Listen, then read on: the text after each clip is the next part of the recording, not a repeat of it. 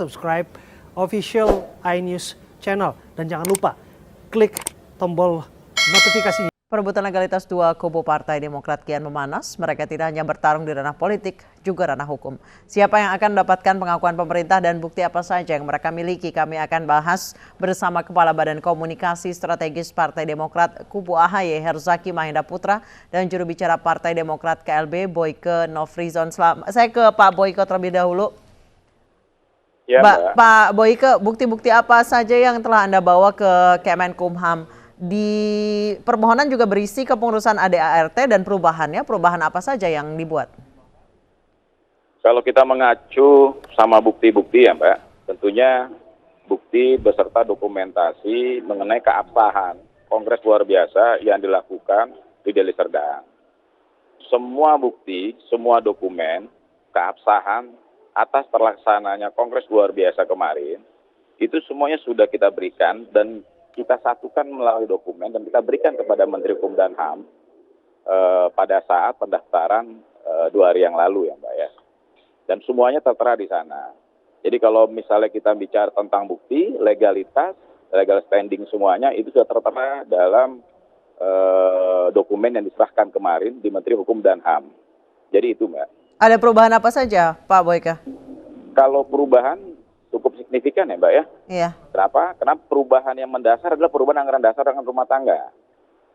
Karena marwah organisasi ada aja di anggaran dasar dan rumah tangga. Baik, poin-poin perubahannya bisa Anda, poin-poin perubahan yang cukup mendasar itu boleh Anda sebutkan Pak beberapa poin pentingnya?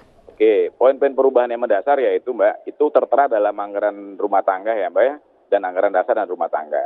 Seperti pasal demi pasal yang tertera, yang dianulir ya dari Kongres sebelumnya, lalu diciptakan pasal-pasal selundupan baru yang tentunya tidak sesuai dengan mekanisme yang terjadi. Boleh kasih contoh mungkin 3 Pak?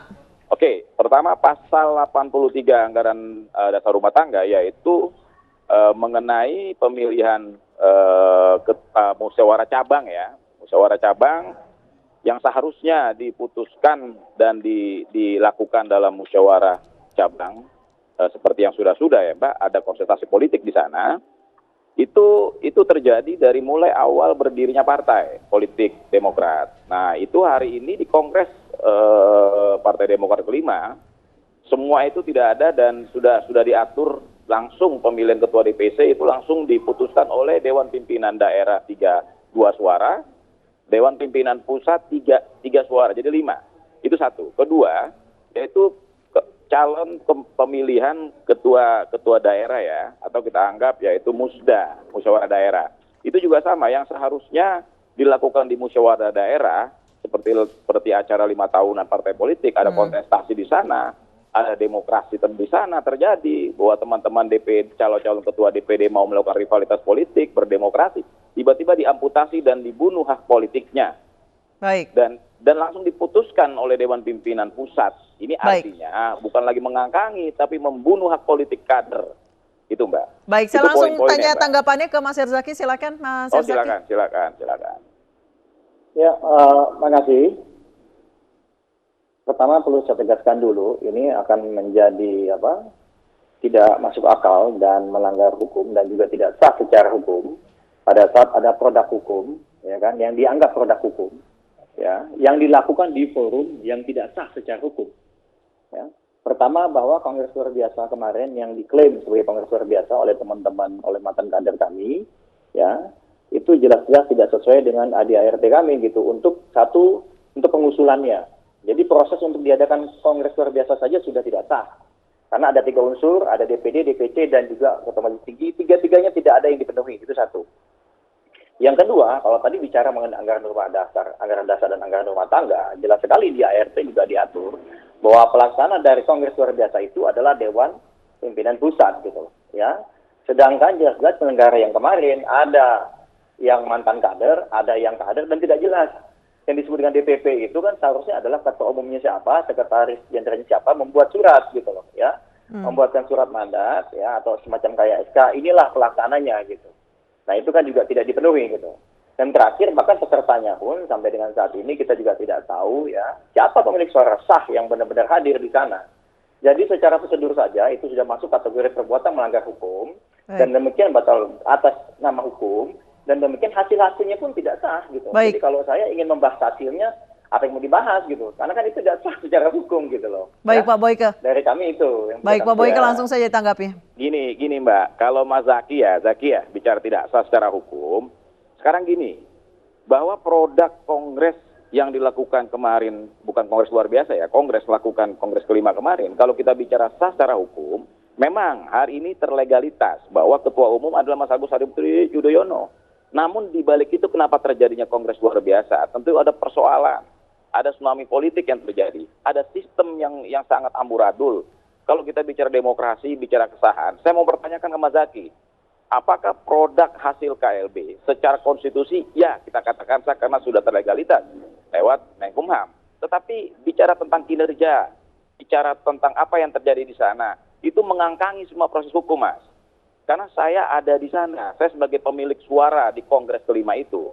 Nah kalau Mas bilang bahwa ada aturan main dalam kongres luar biasa, tentunya Mas Zaki harus baca dulu undang-undangnya, undang-undang kepartaian internal Partai Demokrat ADART, bahwa satu, bahwa harus ada permintaan dari teman-teman pemilik suara untuk terjadinya kongres luar biasa. Tapi tadi menurut Itu Mas satu. Zaki, Kedua, Pak Boyke, ya. yang ikut KLB itu mantan kader Makanya dan saya jawab, kader-kader nggak jelas katanya. Makanya saya jawab bahwa ada permintaan. Lalu kedua, kalau bicara tidak jelas, jadi gini loh, dari anggaran dasar rumah tangga, kongres luar biasa bisa terjadi, itu ada tulisannya namanya unsur pimpinan daerah dan unsur pimpinan cabang. Yaitu ada kepengurusan Dewan Pimpinan Daerah dan pengurusan Dewan Pimpinan Cabang. Jadi itu dulu loh Mas Zaki, bahwa harus ada protapnya, harus ada patsunnya.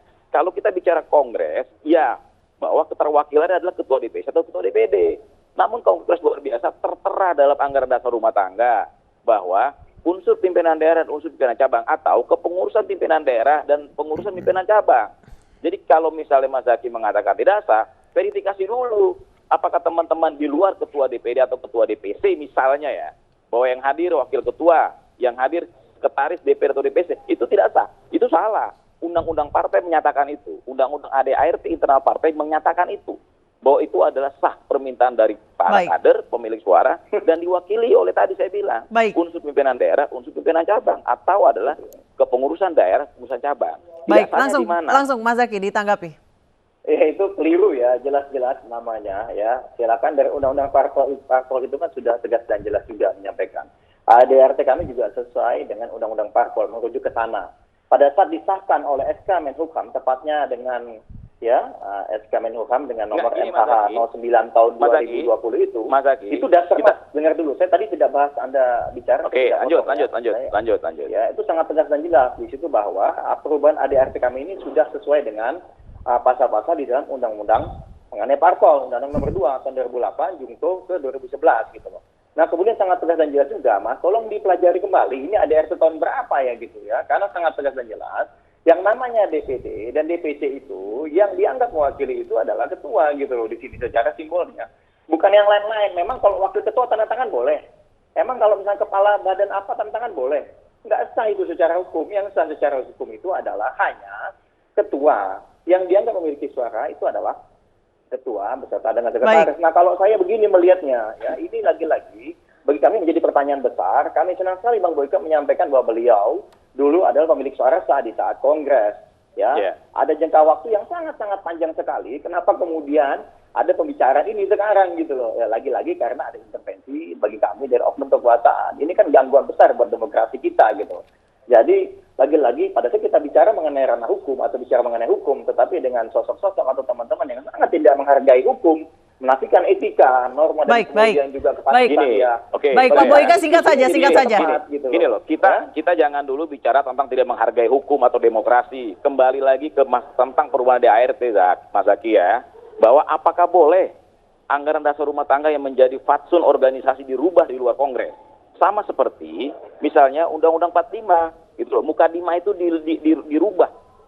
Nggak bisa. Kalau misalnya Mas Taki tahu bahwa Undang-Undang Partai Politik nomor 2 tahun 2011 menyatakan bahwa perubahan anggaran dasar rumah tangga dilakukan di forum tertinggi partai politik.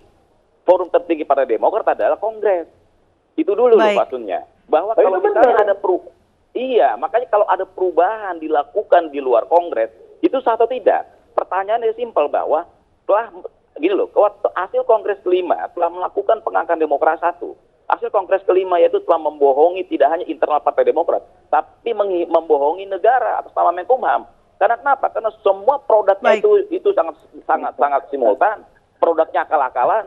Baik. Kenapa nggak akal-akalan? Loh, gini loh, saya ini ada di Kongres. Baik.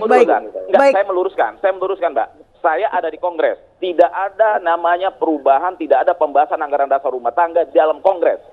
Saya ada di Kongres.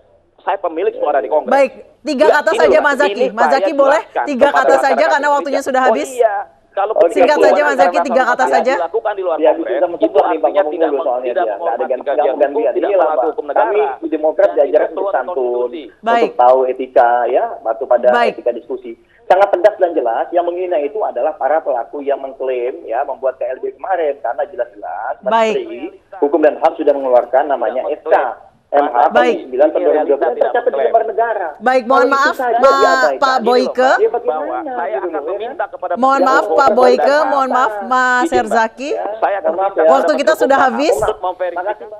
Baik, terima kasih Pak Boyke, terima kasih Mas Herzaki. Kita harapkan karena partai politik memang lahir dari rahim demokrasi, kita harapkan masalah internal partai bisa diselesaikan secara internal juga.